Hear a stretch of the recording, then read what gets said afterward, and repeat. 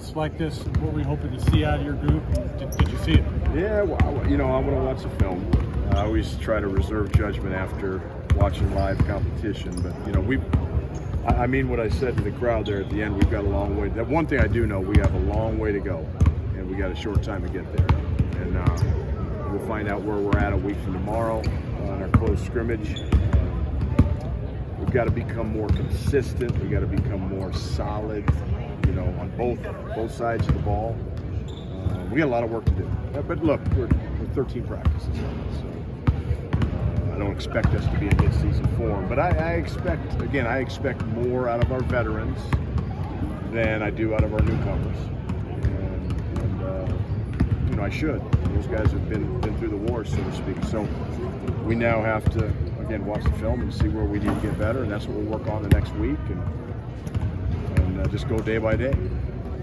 The partnership with KJ and Julian, how have you seen their chemistry grow over the last couple of years? I know they've played sparingly together, but obviously this is a chance to play a bit more together. Yeah, number one, they're great. They're great friends off the court. They got a great relationship. I think they really like playing together.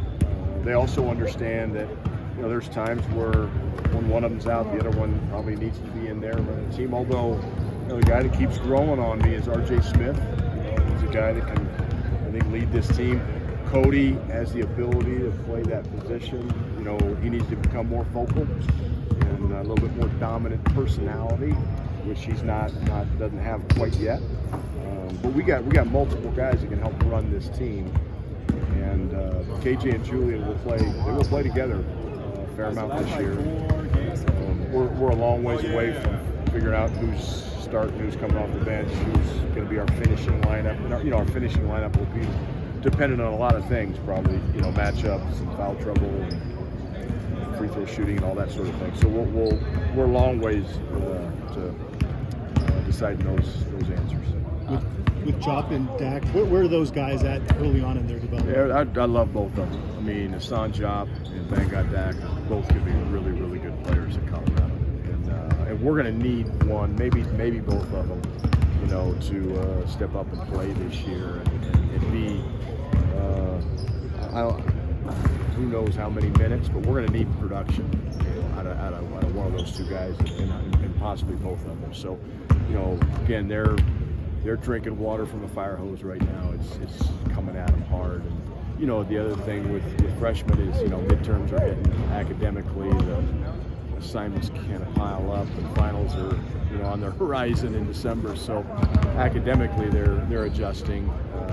They're adjusting basketball-wise. They're adjusting to the pace. They're adjusting to everything. So I love those two kids. So they're going to be great players for us. You said that you guys are transitioning to more of like a 5-out offense. Yeah. Just how have they kind of embraced that so Well, far? it's good when we are in practice and you can script it and you can call it. And now, how it translates to getting up and down when they get a little tired, and now the ball starts sticking a little bit more. They start pounding it a little bit more. So we got a ways to go there. I mean, but when we're in practice and we're kind of dictating everything as coaches, we're pretty good in it, but we can't do that November 6th. We can't stop it and coach them and get them in the right spots. They have to read and react, and so we'll get there. It's early, but again, I want to keep pushing this group.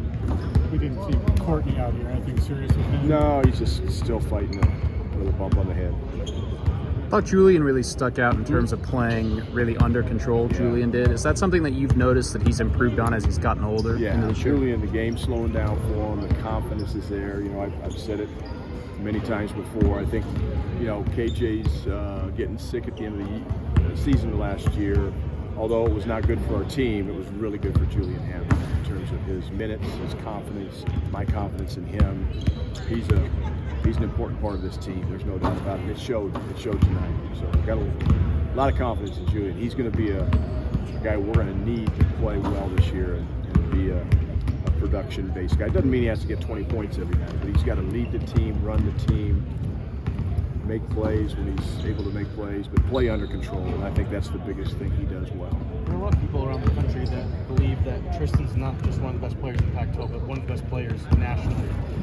With some of the recognition he's getting preseason, have you seen a difference about him this season? He looks a little bit more stronger. He looks like he took his strength conditioning seriously this offseason. Is there a difference that you see with him in this preseason? Yeah, it's his confidence level, his understanding of what he wants to do, what he needs to do, and what this team needs him to do. And I think that's the thing with Tristan. It might be something different each night, but that's the beauty of his game, his ability to, hopefully start distributing the ball and passing the ball for us. He made a couple of really nice plays that he hasn't made maybe in the past in terms of getting his teammates involved. We know he can shoot the three. We know he can score on the block. He's going to have to pick and choose his spots of when he needs to score, when he needs to, get other guys shots. But Tristan's he's an All-American in my eyes, no doubt about it. Maybe one more for Coach if anybody has it. Good. All right. Thank you. Guys. Thanks, Coach. All right, thanks, Coach.